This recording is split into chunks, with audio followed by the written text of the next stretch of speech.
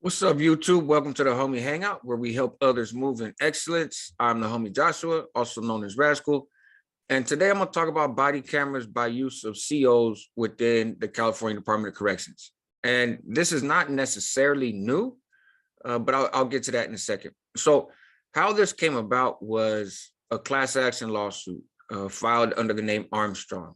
So at the time, it was actually Armstrong versus Davis. That's how long ago this was, June of 1994. And what was being alleged was at Donovan State Prison, people that had disabilities, right? Blind people, deaf people, people that used wheelchairs and walkers and that sort of thing were routinely being abused, being beaten, bones broken, and whatnot. And so serious allegations, thousands of them, right? And so it became a class action suit involving all people that are considered part of the disability placement program. And I don't want to get into all the details of Armstrong right now. It is a pretty fascinating case for somebody like me who likes the law, and it has huge implications for housing and circumstances for people that are labeled as disabled, and kind of what that means and how that's categorized and what the expectations in terms of CDCr are. But not everybody's interested in all the legal stuff. So if you want me to do a spiel on Armstrong, then leave me a comment, right? And let me know, and I'd be happy to do that in the near future. But so anyways, you have this Armstrong case, and eventually what happens is the Armstrong remedial plan, right? And it comes after a trial in which you had a prisoner talk about having to leave his wheelchair to climb upstairs in order to go to a hearing. A deaf prisoner was shackled during their hearing so that they couldn't communicate with the sign language interpreter who was there. You got a blind guy who was given a whole bunch of complicated materials, but he's blind, he can't read. And the COs beat him up and all sorts of other stuff. And so this went before court. It got reviewed by the Ninth Circuit Court of Appeals. In 2001, they issued an injunction, right? And in that, they said, the profound shortcomings of the system allow staff to assault and retaliate against people with disabilities with near impunity, meaning no accountability, only facing discipline in the rare cases when video evidence or staff reports make it impossible for the Department of Corrections to find that misconduct did not occur. CDC's argument at that time was we don't need to make concessions for disabled prisoners, right? And it gets a little more complicated than that, but that's the gist of it. Is we're a prison, we house people that committed crimes, and we'll kind of do what we can, but we shouldn't be held to any standard that applies to society, because this ain't society, this is prison, and we run this, right? Which anybody that's had dealings with the Department of Corrections or been housed by them knows that's pretty standard procedure for their mentality. And so initially what was called for was fixed surveillance cameras, right? And CDC fought against this desperately, but the court sided with the fixed cameras, right? And then also this body cam pilot program and streamlined reporting statewide for use of force complaints and statewide policies around what discipline is and how do you deal with disabled people, and of course better training, which is what all law enforcement says when they got caught with their hand in a cookie jar of some sort, right? And I'll kind of break some of that down in a second. In my looking around, I only found one other spiel that somebody had done talking about body cameras in prison, and that was a year ago, right? And expressed support. Hey, now COs are going to be held accountable. That's good. And I understand that point of view, but I think history and experience in dealing with law enforcement should caution us otherwise. And listening to some of the debate back and forth and seeing how it's playing out, I think sheds a light on why we should be skeptical about body cameras being implemented by CDC to benefit those that are incarcerated. CDC does not do anything to benefit those that are incarcerated without some other agenda or without some kind of court mandate. And even then, they twist it to fit their agenda, right? And so let's go forward. January 2021, right? Office of Administrative Law says that CDC has to adopt a 2-year pilot program for body cameras. Now, at the time, that's only for Donovan, right? The fixed cameras had started going up, right? High Desert, San Quentin, other places. But the body cam was only initially applied to Donovan.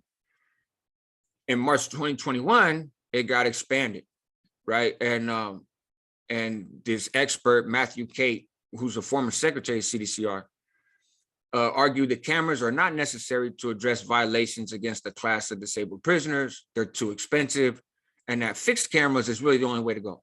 Mind you, years earlier, they were arguing against fixed cameras. Now they're like, nah, we need fixed cameras, right?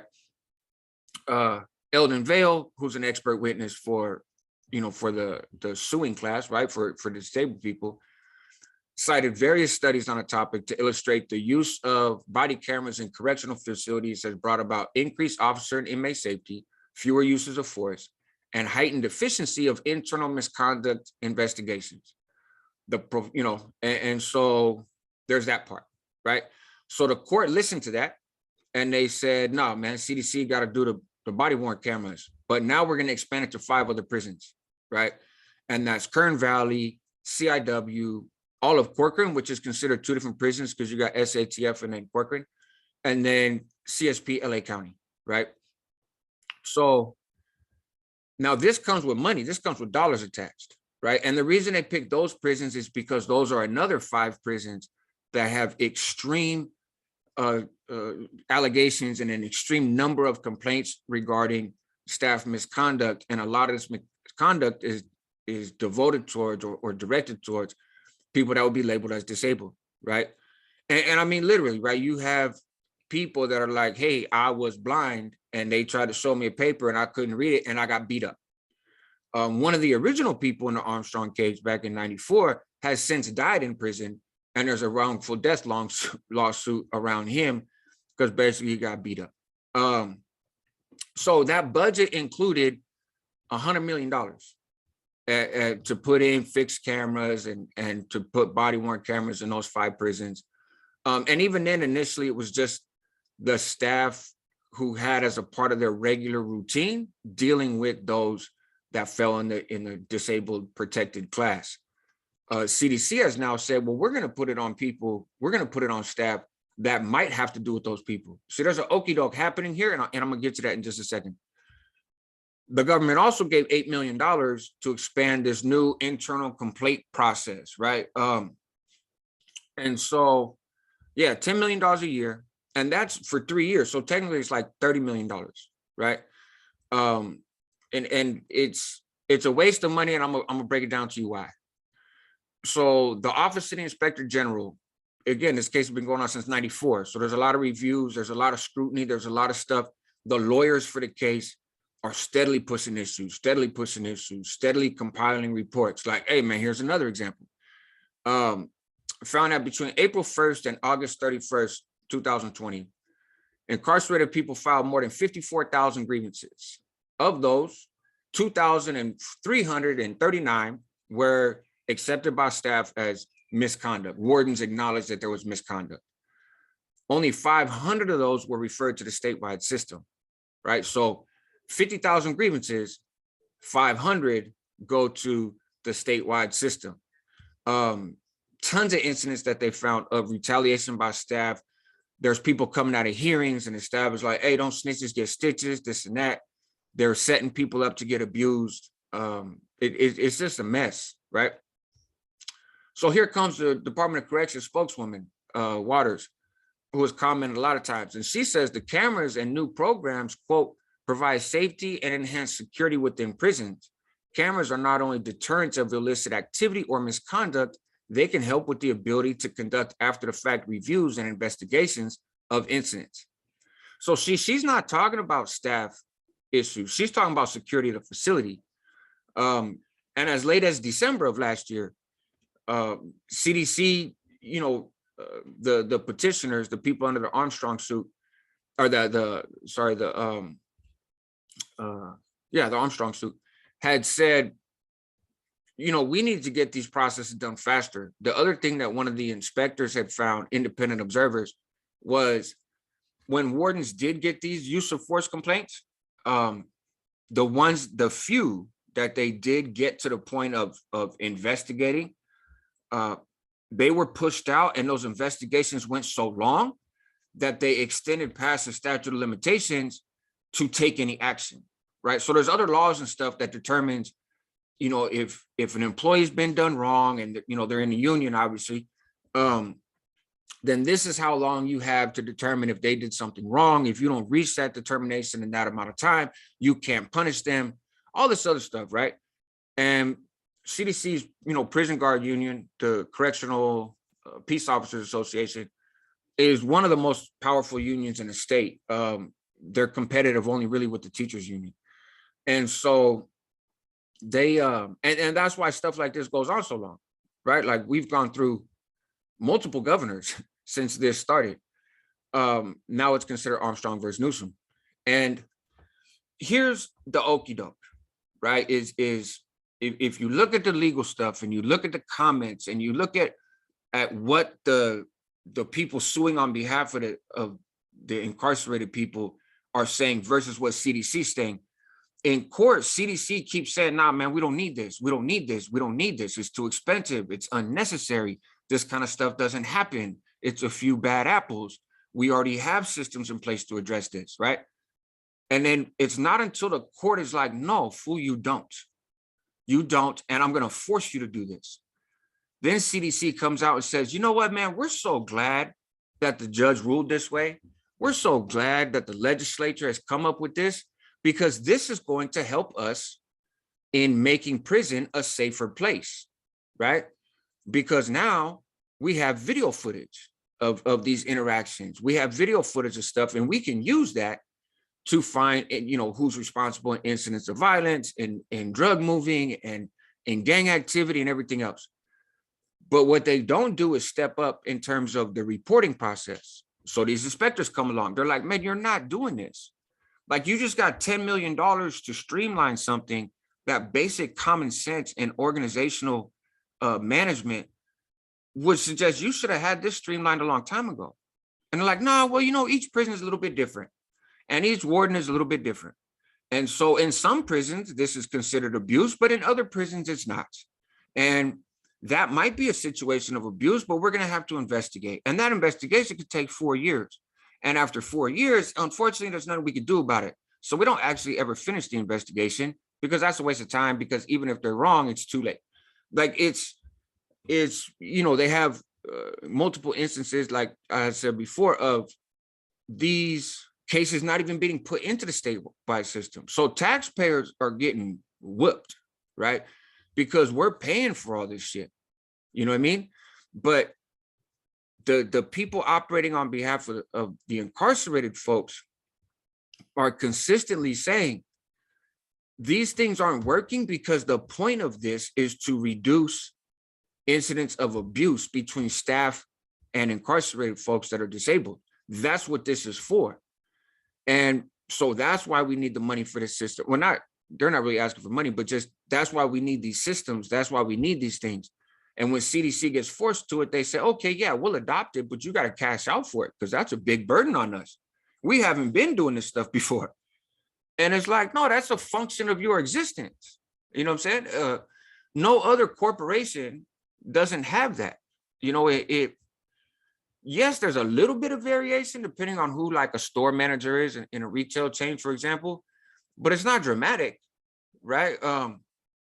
And so the okey-doke is CDC is only adopting this to bust more people incarcerated for doing stuff, right?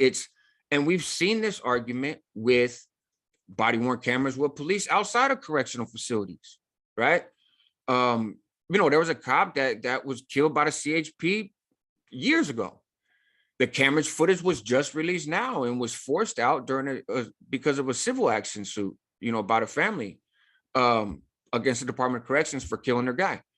We've seen this in countless occasions around the country, right? Very rarely, does that footage, that when it involves wrongdoing, does that come out? Dude in Chicago that was walking and got shot. Dude in, I think it was Baltimore, that was running and got shot in the back. Like, we don't get those videos. because it's an investigation. And that's the loophole in releasing that footage. The footage doesn't get released if there's a pending investigation. Well, CDC takes a hell of a lot longer to investigate their own people than they do to investigate the folks that are incarcerated. But what's going to happen is, see, if I have a camera on me, right, but I'm just one person, I'm surveying a yard of 1,000 people, I can't actually zero in on everything that's happening, right? I'm not that attentive. I'm not that alert. Folks doing time are far more alert and attentive than those that work there, right? But their camera is picking up everything.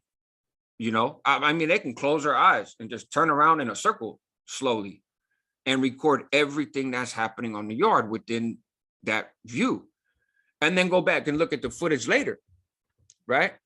Well, statute of limitations for busting somebody in prison, that we don't have a union for incarcerated people, right? So there's a stabbing, let's say, that happens on a yard, and I don't advocate violence. I don't advocate gang activity. I'm not sitting up here saying, man, we need more ways for people that are incarcerated to get away with breaking laws. That's not my thing. My thing is, from the government angle, we're being okey-doked. And it would seem even some formerly incarcerated people, like Savage Studios, for example, who's the one that posted a video on it a year ago, are looking at it through the lens of, I got my ass whooped by a CO, and if there was a body cam, that wouldn't happen. No, that's not true. Look at when they, for those that was around a while back in prison, look when they started videotaping cell extractions. That did not mean that cell extractions were nice, right? That doesn't mean that the cops was hands off. The video was for the dog and pony show ahead of time. Hey man, you better come out. This is your last chance. You know, if you don't come out, we're gonna do this. But if you just cuff up, it's not gonna be bad. And that whole parade was on camera. When the door pops and they go in there and start whooping your ass and hog tying you and everything else, that's not on camera. You don't see that, right? It's the camera doesn't work then, because it's just too clouded. There's a bunch of people running in a room. Can't tell what happened. But you come out on a stretcher, right? So this is this body cam stuff is not a good idea. It's not the cure for abuse of staff on incarcerated people. And it hasn't made a difference. The money for the reporting system, it doesn't matter. CDC is playing a public relations campaign. They dig their heels in like a freaking 2-year-old, right? Hey man, I want you to eat this for dinner. No, I'm not gonna eat it. I'm not gonna eat it. I'm not gonna eat it, right? That's what they do until they're forced to only sit at the table with the plate that they have. And then they're like, oh no, man, I love it. Actually, you know, I love it so much, I'm gonna save it for later, right? And the food goes in the garbage. That's what CDC is doing. They're fighting this every sense of the way, but they're twisting and distorting their perspective on it for the public only when their feet are held to the fire. But in practice, they're supporting body cameras now to help pick up on illicit activities or suspected illicit activities in prison. And based on the fact that you can be locked up, right? Anybody that's ever had a 114D order, right? That's ever had a lockup order and sent to the hole, every single one of them says, at part at least, of the reason that you're put in ADSEG is because you're a threat to the safety and security of the institution. They don't have to explain what that threat is. Look at how much they go on confidential information, right? When I got validated, I had 1030s dropped on me from prisons I've never been to. And so it's a scam. It's all a scam. And they have such wiggle room. It's getting to be less as people fight more in the courts and as the courts continue to understand the nature of CDC, like their core identity. Their core identity is manipulative. Their core identity is arrogant. Their core identity is malicious. They want to do whatever they want to do and get as paid as much as possible. And if they get caught doing wrong, they need to get paid to fix it, but not actually fix it. Just find a way to use that to get them more money and secure themselves, right? As if being a correctional officer is a dangerous job. It's more dangerous to be a postal carrier than it is to be a correctional officer, and it pays a fraction. So I would just caution people, man, be careful when this kind of stuff comes out. Pay attention to the best that you can. Look around and see what's the flip side of this coin. Okay, the courts are saying do this to stop this. Let's not pick up our pom-poms and rah-rah and, oh yeah, finally, the savior has come. You're still dealing with a corrupt organization with incredible political power and a vast amount of money. And tyrants don't stop being tyrants because they get caught being tyrants. That doesn't happen. People with money and power and control don't all of a sudden lose interest in that. It doesn't happen, right? They may be quiet sometimes, they may be loud sometimes, but their goals don't change. And that's true for CDC. They've never been in the work of helping folks that are incarcerated get rehabilitated, helping folks that are incarcerated be safe and secure. That's not their model. They only protect the people they want to, right? Predators, debriefers, that kind of stuff, right? It's scandalous what's happening here. People are being killed because they're locked up and they have a disability, literally. And the courts are saying you can't do that. And CDC said, well, give us money and we'll try to figure out how this happens and we'll try to train our staff. No, CDC, police departments around the country have done that. Oh man, our cops happen to be killing a lot of people. I think we need to retrain our officers on use of force. Why? Because you trained them that it was okay to kill people to begin with? It doesn't make sense, right? And how come that comes at a taxpayer expense? So the taxpayer has to pay for your cops killing people, and the taxpayer has to pay for you to teach your cops not to kill people. And then the taxpayer has to pay when the cops get caught still killing people and wind up getting sued for it. And now the county got to pay out $13 million, $20 million, $100 million to a family because you whacked their loved one. And we got to pay for that too. No, it's a broken system. So hold these folks accountable, right? Hold them accountable. And for you guys or people that you know that are communicating with loved ones incarcerated, there's this old stereotype that people in prison are just hyper litigious, right? They just complain about everything and they file paperwork about everything and they just get stressed out. And it's all BS, or most of it's BS. It's true that there are some people that employ the strategy of filing multiple lawsuits to try to burden the system. And that's their only form of fighting back. And so I don't fault them, but that's very few people compared to those that file,